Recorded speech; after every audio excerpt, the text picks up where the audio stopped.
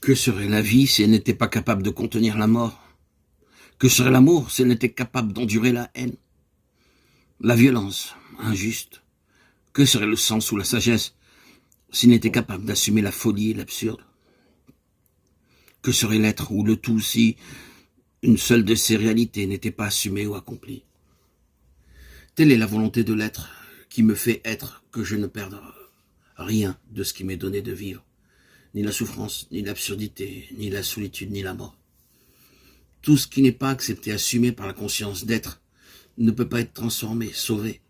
Yeshua est alors capable de dire non pas ma volonté, mais ta volonté. Il ouvre la volonté de son petit je suis, qui ne veut pas mourir, au grand je suis, qui ne saurait mourir.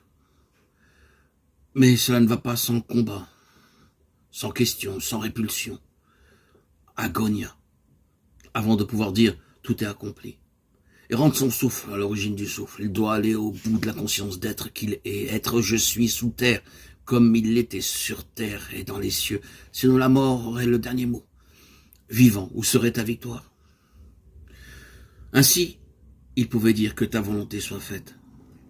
La Pâque, c'est le passage dans lequel Yeshua veut nous faire entrer, un passage au-delà du moi et du soi auquel l'être humain s'identifie, un passage au-delà de l'être pour la mort qu'il prend pour son être. Ce n'est pas parce que cet être pour la mort existe qui songe à le nier que c'est là le tout de l'être.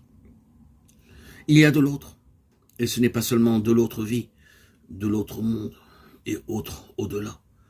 Au-delà du par-delà, diraient les bouddhistes.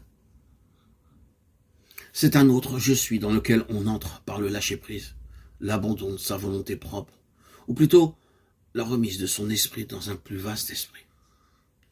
Que ta volonté soit faite, c'est la parole inauguratrice de la Pâque, la parole fondatrice du plus grand repos.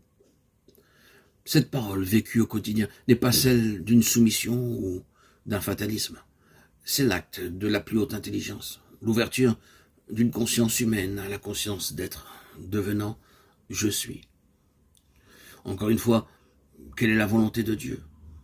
C'est tout ce qui est là. Si cela n'était pas voulu par l'être, cela ne serait pas. Quelle est la volonté de Dieu en moi?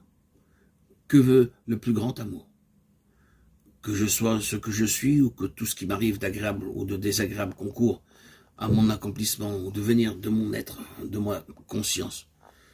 Que peut vouloir notre Père sinon que nous devenions fils et pères à notre tour, créés et créatures capables de transmettre le don? Plus que cela, plus que celle de la soumission et parfois de la démission. La parole que ta volonté soit faite est celle de la confiance absolue dans ce don qui se transmet à travers nous, qui au moment où nous y adhérons, nous fait passer au-delà de la peur et de toutes ces tyrannies. Celui qui est passé par là, s'il en revient, gardera dans son corps des traces, traces de lumière, pointillés d'espace et de ciel.